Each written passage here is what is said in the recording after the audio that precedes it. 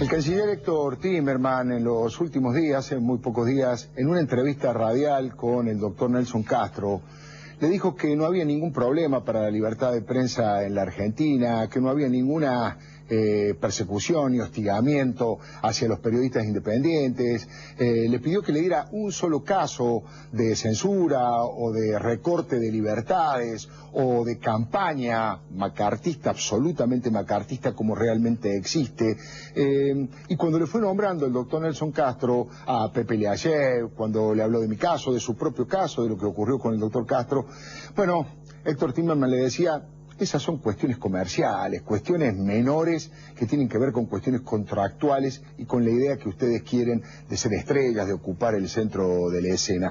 Vamos a hacer un brevísimo raconto de lo que ha sido este autoritarismo feroz del gobierno de los Kirchner contra distintos sectores del periodismo y sobre todo contra algunos periodistas que quieren conservar absoluta independencia. Vamos a ver la primera placa de todas, porque creo que cuando el kirchnerato termine, cuando sea derrotado electoralmente y pase esto como han pasado tantos gobiernos, los periodistas honrados, los periodistas honestos que creemos en esto con un criterio profesional, no que somos militantes de alguien, ni estamos a sueldo de nadie, ni escribimos con el corazoncito, sino que escribimos en la búsqueda de la verdad. Creo que todos esos periodistas deberíamos rendirle un homenaje a Julio Nudler. Julio Nudler fue un periodista maravilloso al que nadie puede acusar de tener pocas capacidades profesionales y nadie puede acusar de ser un hombre ni destituyente ni golpista. Fue un periodista honesto, cabal y de gran capacidad. No fue mi amigo, trabajamos juntos durante un tiempo, compartimos redacción en su momento, pero vino algunas veces a mi programa porque era un fanático del tango y en función de eso le hice algunas entrevistas. Julio Nudler escribió muy poco antes de morir una carta que es realmente conmovedora, es un grito de libertad y un anticipo de lo que se venía en la Argentina en la relación entre un gobierno absolutamente autoritario y un periodismo que quería cumplir su función. La extensa nota del comisario político Horacio Berbisky en la edición dominical de Página 12 confirma lamentablemente su degradación moral, ya tal vez sin redención posible. Dice en una nota que es conmovedora, insisto, y que tiene una segunda parte en donde nosotros destacamos este siguiente párrafo. Es por eso, decía Julio Nudler, también que mi situación de censurado ha experimentado un ascenso. Ahora soy un proscripto. No solo se tiró a la basura una nota mía, luego se me despojó de la columna y de todo otro espacio desde el que pudiera volver a denunciar la corrupción del gobierno de Kirchner. Ya en esa época, Julio Nudler hacía este tipo de denuncias con gran valentía y le decía a Berbisky que estas mismas denuncias de corrupción que él estaba haciendo durante el gobierno de Menem, a Berbisky le parecían bien, pero como estábamos en el gobierno de Kirchner, le parecían que estaban mal.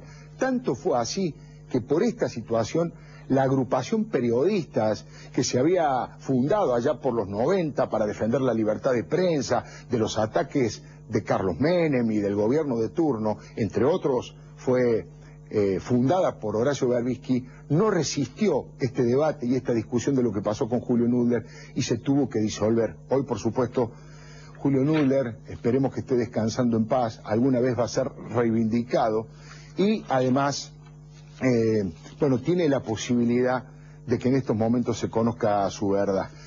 ¿Qué pasó con Pepe Leayev? Todo el mundo lo sabe, y si no lo sabe se puede leer su libro, se puede saber la manera en que fue despedido de Radio Nacional, pero no se lo digo yo, ni le pido a Pepe que lo cuente. Fíjese lo que el senador nacional por Córdoba, Luis Juez, dice del tema Pepe Leayev y lo que conoce. Senador, hablando del mecanismo extorsivo, usted recién hablaba sobre los comunicadores, sobre los periodistas. ¿Cuál ha sido su experiencia respecto al levantamiento en su momento del programa de Pepe Leayev allí en Radio Nacional? A mí me consta, y lo digo, si yo le digo que blanco es blanco, mire, yo le puedo decir, yo tengo la lengua larga pero las uñas cortas, y si le digo que blanco es blanco, y le digo que si esa dicrónica me está matando del calor, créame que me está matando del calor. Yo un día estaba con Alberto Fernández cuando Néstor Carlos Kirchner le daba la orden de ejecutarlo a Pepe Liaget porque no le gustaba una editorial que tenía en Radio Nacional. Y el argumento era, nosotros no podemos tener un tipo como Liaget en Radio Nacional. Y aparte lo quiero decir, yo tengo respeto por Alberto. Seguramente se va a encular porque lo estoy metiendo en un quilombo. Pero la verdad, me dijo, ¿vos te parece que un tipo que tiene 20 y pico de años, no sé cuántos años tenía, pues yo no escuchaba Radio Nacional, que tiene tanto tiempo, por una editorial, por sus posiciones? Yo evito cuando en definitiva recibían la orden de comunicarle a un comunicador increíble de la hostia como Liaget, que producto de sus editoriales no podía estar, y se lo conté a Pepe Liaget, quiero decirle, yo un día vine a este programa y fuera del micrófono para no hacer tanto bombo, le dije, yo tuve, así como un día en un avión, me crucé con algunos colegas suyos de la ex Radio del Plata y le dije, mire que esa radio la va a comprar un grupo económico de mi provincia. No puede ser, pues la radio no te inventa. Mire, yo he escuchado, tengo esta información, y después terminaron volando varios periodistas independientes de esa radio. Pero digo, esto también es parte de los mecanismos de extorsión. La plata del Estado en la obra pública, la plata del Estado doblegando gobernadores, la plata del Estado renegociando deuda, la plata del Estado en los ATN, la CIDE, la Federal, la AFIP, la aduana, la pauta oficial. Maestro, y después dicen, es un gobierno que... Y usted va a decir, pero son todos los recursos del poder, está bien, pero uno pretende, presume y aspira a que en democracia los recursos del poder se manejen con mayor grado de institucionalidad, ¿no? Bueno, me parece que queda claro, el senador habla sin pelos en la lengua. Este es el caso de Pepe Liaget, pero en distintos niveles de hostigamiento les puedo nombrar, así de memoria, Hermenegildo Sabat, tratado de cuasi mafioso por la presidenta Cristina Fernández de Kirchner, la periodista Adela Gómez, a la que le quemaron el auto en Santa Cruz y no hubo una sola mención de nadie del gobierno al respecto, Juan Cruzá, nuestros compañeros, al que le colgaron pancartas acusándolo de mercenario y de barbaridades en su propia ciudad natal, y los Kirchner no dijeron nada. Ernesto Tenenbaum y Marcelo Sotobiasda, borrados de la televisión abierta, estando en un programa de cable al que le llamaron con mucho criterio la era del hielo. Usted se dará cuenta por qué. Después vamos a hablar del doctor Nelson Castro.